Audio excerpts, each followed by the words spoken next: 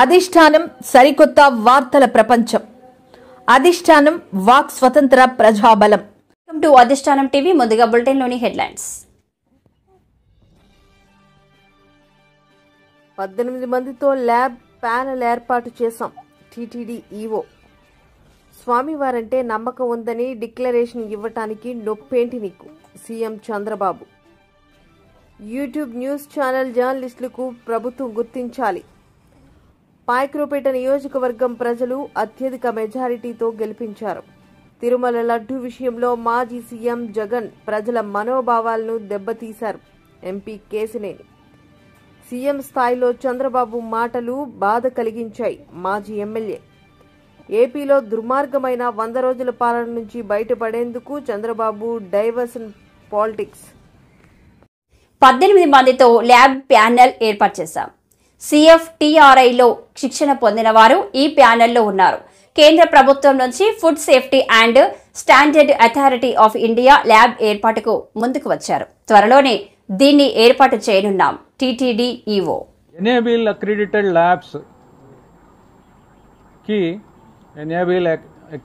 Labs కి మనము samples పంపించే విధానాన్ని ఎందుకంటే ప్రస్తుతానికి ఈ ఎనేబుల్ ల్యాబ్స్లో మాత్రమే ఇక్కడ ఈ అడల్ట్రేషన్ టెస్టింగ్ అనేది జరుగుతుంది. మన దగ్గర అడల్ట్రేషన్ టెస్టింగ్ అనేది లేదు. మన దగ్గర ఉన్న టెస్టింగ్స్ అన్నీ కూడా సింపుల్ టెస్ట్. దానివలన అడల్ట్రేషన్ అనేది బయటపడదు. సో మొట్టమొదటిసారిగా టీటీడీలో ఈ ఆవు నెయ్యి స్వచ్ఛత పరీక్షించడానికి ఎనేబుల్ ల్యాబ్కు పంపించడం అనేది మొట్టమొదటిగా మనం ప్రారంభించాము. అది కంటిన్యూ చేస్తున్నాము. అలాగే సెన్సరీ ప్యానెల్ 18 మందితో సెన్సరీ ప్యానెల్ అనేది ఏర్పాటు చేయడం జరిగింది. ఈ సెన్సరీ ప్యానెల్లో ఏంటంటే ట్రైనింగ్ తీసుకున్న ల్యాబ్లో పనిచేసే వాళ్ళు ఉంటారు. ట్రైనింగ్ తీసుకున్న వాళ్ళు CFTRIలో మైసూర్లో ట్రైనింగ్ తీసుకున్నారు. వాళ్ళు ఏంటంటే చాలా పారామీటర్స్ మీద, ముఖ్యంగా రంగు, రుచి, వాసన, వీటి మీద నెయ్యి స్వచ్ఛత ఎంతవరకు ఉందని నంబర్స్ ఇస్తారు, రేటింగ్ ఇస్తారు. ఆ స్వచ్ఛత 0 నుంచి 0 నుంచి 9 మధ్యలో ఉంటుంది ఆ రేటింగ్. ఓవరాల్గా రేటింగ్ 7 ఉంటే కానీ, కనీసం 7 ఉంటే కానీ అది మనము తీసుకోము.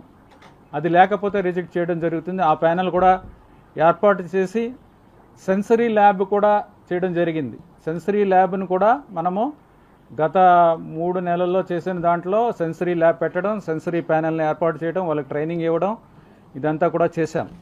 అలాగే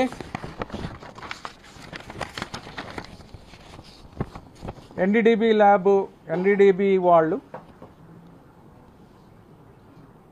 ముందుకొచ్చి వాళ్ళే డొనేషన్. స్వామివారంటే నమ్మకం ఉందని డిక్లరేషన్ ఇవ్వడానికి నొప్పేంటి నీకు? అది సాంప్రదాయం పాటించమంటే బూతులు తిట్టాడు. రాముడు తల తీసేస్తే ఏముంది, హనుమంతుడి చెయ్యి విరిగిపోతే ఏమొద్ది, బొమ్మది అన్నాడు. రథం కాలిపోతే పోతుంది, ఇంకోటి చేయిస్తాం అన్నారు. భక్తుల మనోభావాలతో ఆడుకున్నారు అని సీఎం చంద్రబాబు అన్నారు. ఆయన దేవుణ్ణి దర్శించుకోవచ్చు.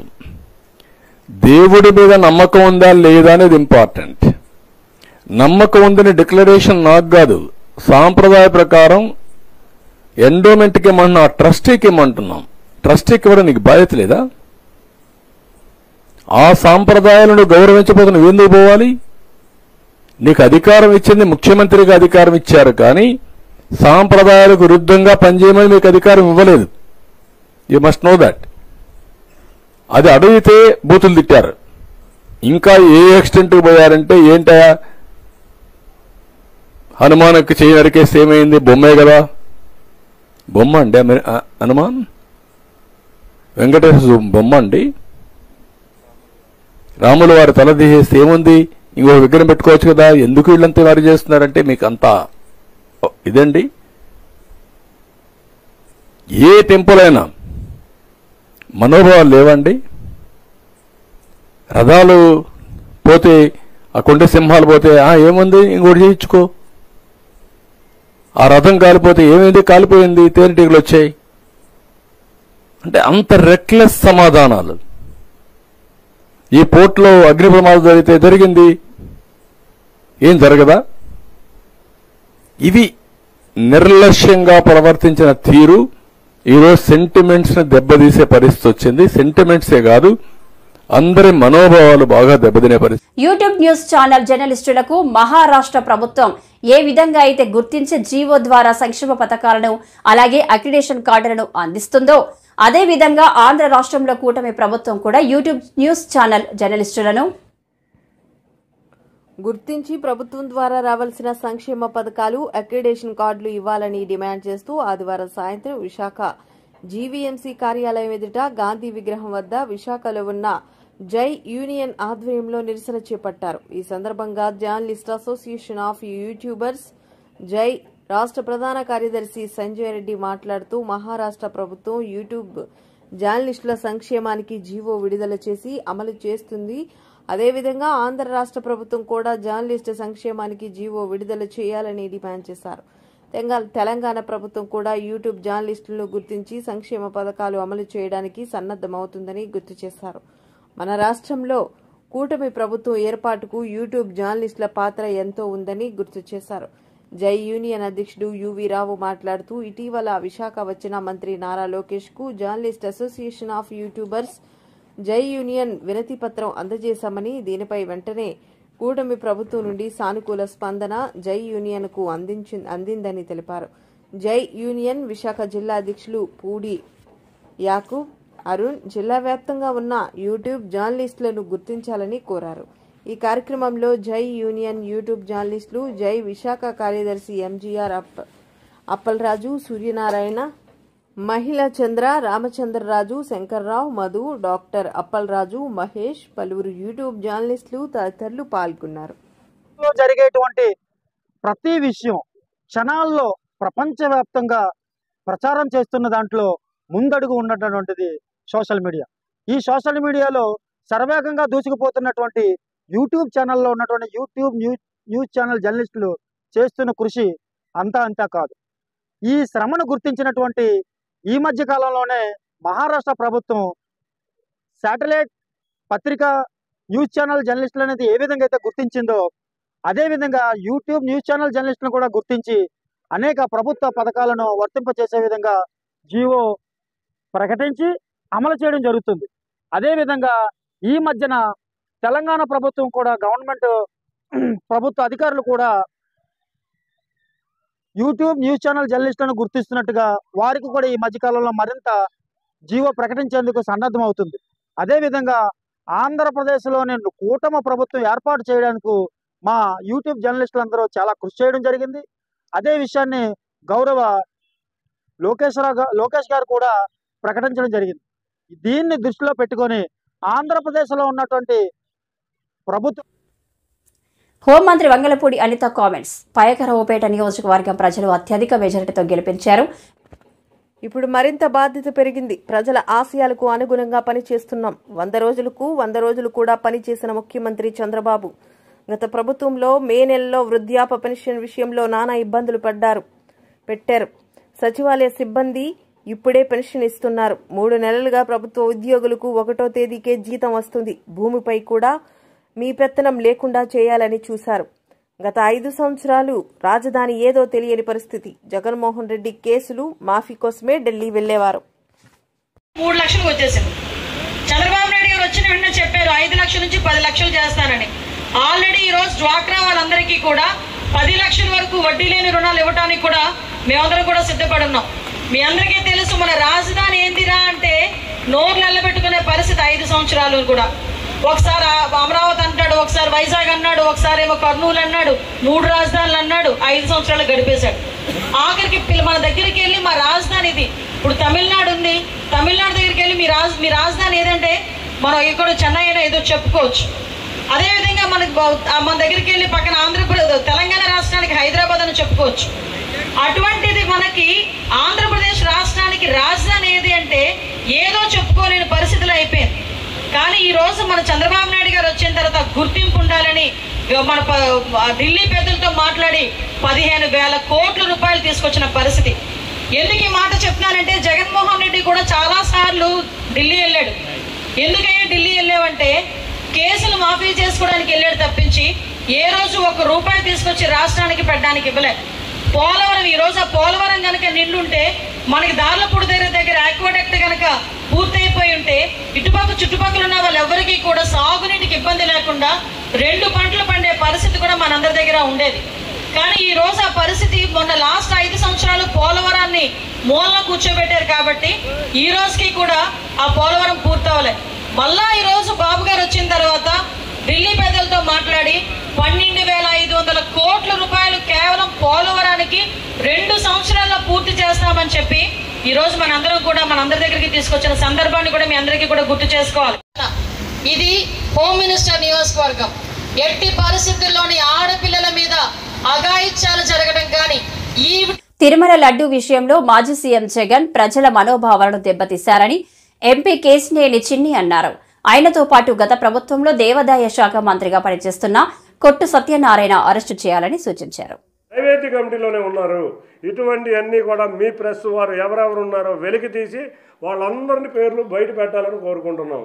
ఈయన రాసిన లెటరు, ఈ దౌర్భాగ్యుడు రాసిన లెటరు చూస్తే ఏమంటాడు, అసలు ఎక్కడా సిబిఐ ఎంక్వైరీ కోరలేదు, ఏమీ అడగడం, అసలు ఏది అడగడం ఏంటి అపచారం. చంద్రబాబు నాయుడు గారు వెంకటేశ్వర స్వామిని కూడా అపచారం చేశాడంట. ఏ రోజైతే సూర్య భగవానుడి దేవాలయాల్లో కానీ విగ్రహాలు పగలగొట్టడంలో కానీ చర్చిల్లో దాడులు కానీ మసీదుల్లో దాడులు కానీ మీరు చూస్తే గుంటూరులో చర్చిల్లో దాడులు చేసేవాళ్ళు. ప్రతి చర్చిలో ఉన్న ప్రతి స్థలం ఆక్రమించారు. ఎన్నో మసీదులు ఇవాళ అభివృద్ధికి నోచుకోలేకపోయినాయి. ఇవాళ మీరు చూస్తే విజయవాడలోనే మేము జలీల్ ఖాన్ గారి నాయకత్వంలో ఆ రోజు హజ్ హౌస్ తీసుకొస్తే ఒక్క మట్టి కూడా వేయలేని పరిస్థితిలో ఈ ప్రభుత్వం ఉంది. ఆ రోజు జలీల్ ఖాన్ గారు ఎమ్మెల్యేగా ఉన్నప్పుడు ఇక్కడ ఉన్న నాయకులు అందరూ కలిసి మేము తెచ్చిన కార్యక్రమాలే కానీ ఆ రోజు ముస్లిం కార్యక్రమాలు కూడా ఒక్కటి కూడా ఏది ఈ ప్రభుత్వం చేయలేదు. ఒక్క హిందువుల మనోభావాలే కాదు, ముస్లింల మనోభావాలు, క్రైస్తవుల మనోభావాలు, సిక్కుల మనోభావాలు, సర్వమత మనోభావాలు చెడగొట్టి ఇతరులకు ఉన్నది ఒకటే డబ్బు డబ్బు డబ్బు. వీళ్ళకి మతాలతో లేదు, పనులు లేదు, ఏటితో పని లేదు, డబ్బు డబ్బు డబ్బు. ఈ డబ్బుతో కల్తీ నెయ్యే. నిజంగా చూస్తే కల్తీ నెయ్యే. ఏం చెప్తాడు దానికి సమాధానం చెప్పడం. నిజంగా రిపోర్ట్ వచ్చింది, ఈ రిపోర్ట్ అబద్ధం, ఈ రిపోర్ట్ కల్తీ అని చెప్పగలిగాడా? దాని మీద సమాధానం చెప్పడం. చంద్రబాబు నాయుడు గారిని ఈయన ఒక లెటర్ రాస్తాడు. ఆ లెటర్లో చంద్రబాబు నాయుడు గారు వెంకటేశ్వర స్వామికి అపచారం చేశారంట. ఆయన అపచారం చేశారు, ఈయన కరెక్ట్ చేస్తున్నాడు. ఈయన రాసే లెటర్ చూస్తే ఒక హాస్యాస్పదం. ఒక ఎంక్వైరీ అడగడం, ఒక ఇది అడగడం అంటే ఏంటి? దేనికి భయపడుతున్నావు? పోనీ అడగమనండి, సిబిఐ ఎంక్వైరీ అడగమనండి, మేము సిద్ధంగా ఉన్నాం. అపచారం జరిగింది, ప్రతి ఒక్కళ్ళ మనోభావాలు దెబ్బతిన్నాయి, ఎవరైతే బాధ్యులైనారో వాళ్ళందరినీ శిక్షించాలి. తప్పకుండా ఈ ప్రభుత్వం ఏ దోషిని విడచిపెట్టకూడదు. దేశంలోనే ఆంధ్రప్రదేశ్కి తిరుమలకి ఉన్న ప్రతిష్టని కావాల్సుకుని దెబ్బతీశారు. ఇటువంటి వ్యక్తులు సమాజానికి పనికిరారు. ఇవాళ హిందువుల మనోభావాలే కాదు, ముస్లింల మనోభావాలు, క్రైస్తవుల మనోభావాలు కూడా దెబ్బతిన్నాయి. అందరం కూడా కలిసికట్టుగా ఒకటే కోరుతున్నాం. ఏ మత సీఎం స్థాయిలో చంద్రబాబు మాటలు బాధ కలిగించాలని మాజీ ఎమ్మెల్యే శ్రీకాంత్ రెడ్డి అన్నారు. దేవుడిని కూడా చంద్రబాబు రాజకీయాలకు వాడుకుంటున్నారని మండిపడ్డారు. ప్రజలను బాబు భయభ్రాంతులకు గురి చేశారని విమర్శలు గుప్పించారు. రిపోర్టుని సెప్టెంబర్లో తన పార్టీ కార్యాలయంలో తన పార్టీ మీటింగ్లో అపవిత్రత జరిగిపోయింది, ప్రసాదంలో దేవుడికి ఇచ్చేటువంటి ప్రసాదంలో కూడా ఫలాన్ని కలిపారు అని చెప్పి మాట్లాడారు. చాలా బాధ కలిగింది ఆ మాట విన్నప్పుడు. ఒక ముఖ్యమంత్రి స్థాయిలో ఆ మాట మాట్లాడారు అని అంటే వెనకల ఏం జరిగిందో అని చెప్పి ఆలోచన చేసి అనేక రకాలుగా దాన్ని స్టడీ చేశాం. ఏం జరుగుతోంది, దేవుడికి ఇచ్చే నైవేద్యాన్ని కూడా కామెంట్ చేశారు చంద్రబాబు నాయుడు గారు. ఇది మంచి పరిణామమా, నిజంగా అలాంటి ఏదైనా జరుగుతుందా అని చెప్పి ఆలోచన చేశాం. ఒక్కొక్క విషయం కనుక్కోవడం జరిగింది. ముఖ్యంగా ఈరోజు ఆరోపణ చేసినటువంటి వాళ్ళు 4 మాటలకు సమాధానం చెప్పాలి. తిరుపతిలో ఒక టెండర్ ప్రక్రియ పెడతారు, 6 నెలలకు ఒకసారి లడ్డు సప్లై చేయమని చెప్పి. దాంట్లో ఒక సర్టిఫైడ్ థింగ్ని చూపించిన తర్వాత ఏదైతే టీటీడీ బోర్డు ఫిక్స్ చేసిందో ఆ సర్టిఫైడ్ చూపించినాక టెండర్లో పాల్గొనాలి. పాల్గొన్న తర్వాత L1 వచ్చిన వాళ్ళకు 65% అని, L2 వచ్చిన వాళ్ళకు 35% అని చెప్పి వర్క్స్ ఇస్తూ వచ్చారు. 2013 నుంచి ఇలాగే జరుగుతోంది. తిరుపతికి సంబంధించి ప్రసాదం విషయంలో లడ్డును 376 రూపాయలకే ఎందుకు ఇచ్చారు, ఎలా కుదురుతుంది అని చెప్పి చంద్రబాబు నాయుడు గారు మాట్లాడడం ఆశ్చర్యం కలిగించింది. ఎందుకంటే ప్రసాదం నెయ్యి దాదాపుగా 2013 నుంచి తీసుకున్నప్పుడు ఈ స్టేట్మెంట్ కూడా ప్రెస్ వాళ్ళకి ఇస్తారు. 24 వరకు 276 రూపాయల నుంచి 400 వరకు మాత్రమే కేజీ నెయ్యిని టెండర్ రూపంలో దక్కించుకున్నాయి వివిధ కంపెనీలు. ఎక్కడ కూడా పలాని కంపెనీకి ఎందుకు ఇచ్చారు అనేటువంటిది ఆలోచన, అది కూడా మాట్లాడుతున్నారు ఈరోజు. టెండర్లో పాల్గొన్న వాళ్ళకు L1 L2 వచ్చిన వాళ్ళకి ఇస్తారు. ఆ బేసిస్ ప్రకారం ఏదైతే మనం ఈరోజు నందిని గురించి మాట్లాడుకుంటున్నామో వాళ్ళు పార్టిసిపేట్ చేసినప్పుడు వాళ్ళకే ఇచ్చారు. కోర్టు చేసినప్పుడు వాళ్ళు పార్టిసిపేట్ చేయరు. ఏపీలో దుర్మార్గమైన 100 రోజుల పాలన నుంచి బయటపడేందుకు చంద్రబాబు డైవర్స్ పాలిటిక్స్ చేస్తున్నారని ఆరోపించారు మాజీ మంత్రి కాకాని. తిరుమల శ్రీవారిని అడ్డు పెట్టుకుని చంద్రబాబు విష ప్రచారం చేస్తున్నారని మండిపడ్డారు. ఈ మేరకు ఆయన మీడియాతో మాట్లాడారు. ఇది వాస్తవం కాదు. చంద్రబాబు నాయుడు కేవలం రాజకీయ కుట్ర కోణంలో దీన్ని చూడడానికి బాబు నాయుడు తాను సృష్టించుకున్నటువంటి సుడిగుండంలో తానే ఇరుక్కున్నట్టుగా, తానే విలవెల్లాడినట్టుగా పరిస్థితి ఏర్పడింది. కాబట్టి ఈరోజు చంద్రబాబు నాయుడు దానిలో నుంచి బయటకు రావడానికి రకరకాలైనటువంటి ప్రయత్నాలు, ఆ ఫ్రస్ట్రేషన్లో మాట్లాడేటువంటి పరిస్థితి ఏర్పడింది. ఈరోజు దేవుడికి సంబంధించినటువంటి దాంట్లో ఏది చేయించాలన్నా ఒక భక్తుడుగా నేను కూడా వాటిని ఏమి తప్పు పట్టను. కానీ జరగరాంది ఏదో జరిగింది అనే వాటి మీద విచారణ నిష్పక్షపాతంగా ఎప్పుడు జరుగుతుంది? ఎందుకు ఆ మాట చెప్తున్నావు? నీ నోటి గుండా చేశాడు అటువంటి మాటలు మాట్లాడేటువంటి నువ్వు, ఇది నిష్పక్షపాతంగా విచారణ జరగాలి అంటే నీ ఆధ్వర్యంలో, నీ ఆధీనంలో జరగడం శ్రేయస్కరం. పక్షపాతంగా దీని మీద దర్యాప్తు జరగాలి అంటే ఏదైనా కేంద్ర ప్రభుత్వ ఆధీనంలో ఉండేటువంటి స్వయం ప్రతిపత్తి కలిగినటువంటి సంస్థ ద్వారా, సిబిఐ లాంటిదో అలాంటి దాని ద్వారా లేదా అనేటువంటి వాస్తవాలు వెలుగులోకి చూస్తాయి. ఆ విధంగా కాకుండా ఏ విధంగా అయితే తిరుమల తిరుపతి దేవస్థానం ఈవుగా ఉన్నటువంటి శ్యామలరావుని కీలుబొమ్మలాగా నీ చేతిలో పెట్టుకుని వాడిస్తూ రోజుకొక మాటతో దర్యాప్తు చేసి, ఆ దర్యాప్తు ద్వారా నువ్వు లేనిపోయినటువంటి నీ అబద్ధాలు నీ నోటుకుండా వచ్చేటువంటి మాటల్ని అధికారుల నోటుకుండా చెప్పించి నిజం చేయాలనేటువంటి ఒక దుర్మార్గమైనటువంటి ప్రక్రియ. ఒక మాట మాట్లాడావు, అనిమల్ ఫ్యాట్ ఉందని చెప్పి మాట్లాడావు. ఈవో గారు ఏం చెప్పాడు? దాంట్లో వెజిటబుల్ ఫ్యాట్ ఉన్నట్టుగా కనుక్కున్నాం, డాల్డా వనస్పతిలో ఉండేటువంటి విధంగా ఉన్నాయి అని చెప్పి లేనటువంటి అబద్ధాన్ని నిజం చేసేటువంటి ప్రయత్నం చేస్తే, మరలా నువ్వు బలవంతం చేస్తే, ఏ నోటికుండా అయితే ఈవో అనేటువంటి వ్యక్తి ఈరోజు ఇదంతా వెజిటబుల్ ఫ్యాట్ అన్నటువంటి మాట్లాడినటువంటి ఆ వ్యక్తి చేత మరలా ఎనిమల్ ఫ్యాట్ అని చెప్పి మాట్లాడింది. ఈరోజు మా దగ్గర ఆధారాలు అన్నీ ఉన్నాయి. ఎవరు ఇస్తాం? 2014 నుంచి 19 మధ్య ఏం జరిగింది, 2019, 24 తర్వాత ఏం జరిగింది, మరలా నువ్వు ముఖ్యమంత్రి అయిన తర్వాత ఎవరెవరు ఎంతెంత నెయ్యి ఏ స్థాయిలో తిరుమల తిరుపతి దేవస్థానానికి పంపించారో చంద్రబాబు నాయుడు మర్చిపోయినాడేమో అల్జిమర్స్తో. చంద్రబాబు నాయుడు కూడా ఒక కాపీ కావాలంటే పంపిస్తాం. ఎందుకంటే చంద్రబాబు నాయుడికి ఇతర ప్రభుత్వాల మీద ఆరోపణలు తప్ప తన ప్రభుత్వం చేసినటువంటి దోషాలు ఎప్పుడూ కనిపించేటువంటి పరిస్థితి ఉండదు. కాబట్టి జూన్ మొదటి వారంలో వాళ్ళకి సంబంధించినటువంటి దాంట్లో మొదలు పెట్టిందని మేము చెప్పడం కాదు, సాక్షాత్తు చంద్రబాబు నోటుకుండా చంద్రబాబు నాయుడే చెప్పాడు. జూన్ మొదటి వారంలో అని చెప్తే ఈ వ్యవహారం అంతా జూలైలో కనిపెట్టారు. ఈరోజు తిరుమలకి సంబంధించి